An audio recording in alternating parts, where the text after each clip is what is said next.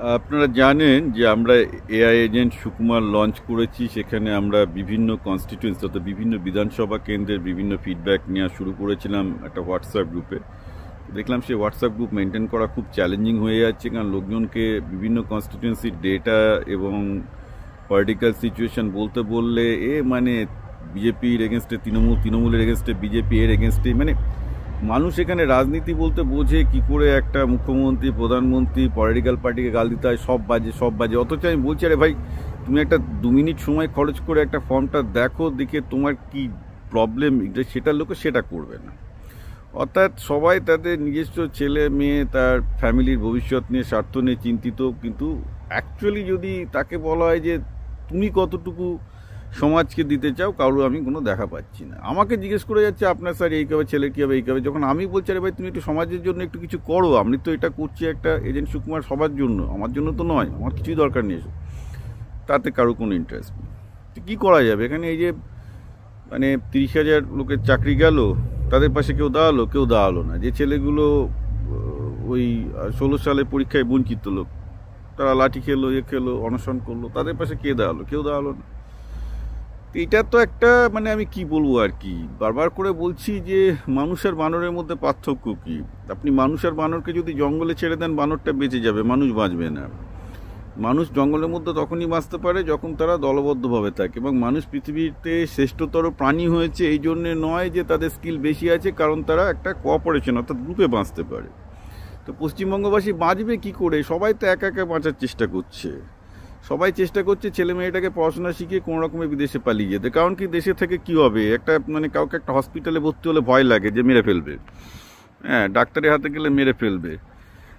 তো বাকি শিক্ষা বা অন্যান্য কথাগুলো তো আমি আরও বলছি না কি অবস্থা। তো এটা তো বেশি দিন চলতে পারে না, একটা সভ্যতা বা একটা সমাজ এইভাবে বেশি চলতে পারে না। এখন এটাকে বদলাতে গেলে যদি আপনি ভাবেন যে আপনার কোনো ভূমিকা নেই, আপনার একটাই ভূমিকা আছে সেটা পালানো, তাহলে তো হয় না। আপনাকেও এগিয়ে আসতে হবে, এগিয়ে এসে যেটুকু আপনার মধ্যে সাধ্য সেটুকু করতে হবে। আর জিনিসটা অতটা বাজে না। আমরা প্রজেক্ট সুকুমার শুরু করেছিলাম একটাই কারণে, এখনও করছি। আমি আবার বলছি যে তৃণমূল বাজে, বিজেপি বাজে, সিপিএম বাজে, কংগ্রেস বাজে, এটা আমাদের পজিশন নয়। আমাদের ব্যাপার হচ্ছে যে গণতন্ত্র একটা প্রক্রিয়ার মাধ্যমে ভালো হয়।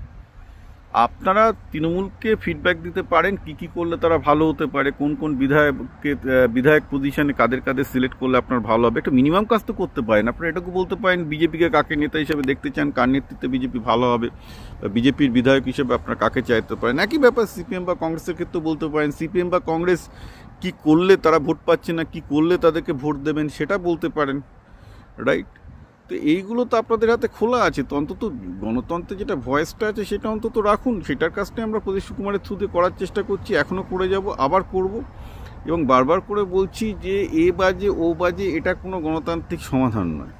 গণতান্ত্রিক সমাধান হলো আপনি সমস্ত পার্টিগুলো তারা কি করলে ভালো হতে পারে সেটা কন্টিনিউয়াস বলে যান। পার্টিরা আপনার ভয়েস শুনুক, একত্রে ভয়েস শুনুক, যে আপনারা তাদের নেতা হিসাবে কাকে চাইছেন, তারা কী কাজ করলে আপনারা খুশি হবেন সেটা চাইছেন, সেগুলো শুনুক জনগণ। আমি তো চাইবো যে বিজেপি, পশ্চিমবঙ্গের বিজেপি, বঙ্গ বিজেপি, এখন যে বঙ্গ বিজেপি তার থেকে ভালো। আমি চাইবো সিপিএম এখন যা করছে তার থেকে ভালো, কংগ্রেস এখন যা করছে তার থেকে ভালো, বিজেপি যা করছে তার থেকে ভালো। এই অন্ধ বিজেপি বিরোধিতা, অন্ধ তৃণমূল বিরোধিতা, অন্ধ সিপিএম বিরোধিতা, এগুলো কিন্তু কোনো গণতন্ত্রে ভালো কিছু ঢাকতে পারে না। আমি সেই কালচারটাকে চেঞ্জ করার চেষ্টা করছিলাম প্রজেক্ট সুকুমারের থ্রু দিয়ে। একটা ডেটাভিত্তিক আলোচনার একটা জায়গা তৈরি হতো। আপনারা যদি এই ইন্ডিভিজুয়াল আপনাদের ক্ষেত্রে শেয়ার করেছি, আমি আবার শেয়ার করব। আমি চাই যে আপনারা প্লিজ ফর্মগুলো ফিল আপ করুন, শেয়ার করুন। এই ডেটাগুলো আমরা সমস্ত পলিটিক্যাল পার্টি, আপনি সবার সাথে শেয়ার করা হবে। আপনি বলবেন যে তৃণমূল বাজে, তৃণমূলের নেতারা চোর, কিন্তু জানবেন ওই চোরটাই কিন্তু কালকে যখন আপনার হসপিটালাইজড হবে, ওই চোরটাই আপনাকে বাঁচাবে, সে আপনার পাশে থাকবে। হ্যাঁ, আপনি নিজেও আপনার ভাইয়ের পাশে, যদি আপনার ভাইও কাল মারা যায় আপনি থাকছেন না। এটাই হচ্ছে পশ্চিমবঙ্গের রিয়ালিটি। তো আমি কী বলবো, তৃণমূলের চোর ভালো না আপনি বেটার, আমি তো জানি না। এটা হতে পারে আপনি চুরি করেন না, কিন্তু আপনার ভাই মারা গেলে তার পাশে আপনি দাঁড়ান না। কিন্তু তৃণমূলের যে চোরটা, সে চুরি করে, আবার যখন সে হসপিটালে একটা লোককে নিয়ে যাওয়ার দরকার হয়, পাশে থাকার দরকার হয়, সে কিন্তু পাশে থাকে। ঠিক আছে, এটা ভুলে যাবেন না। এটা খুব মানে রূঢ় বাস্তব। সুতরাং স্বার্থপরের মতো আচরণ করে যে আপনি একটা চোরের থেকে বেটার হয়ে যাচ্ছেন তা কিন্তু নয়।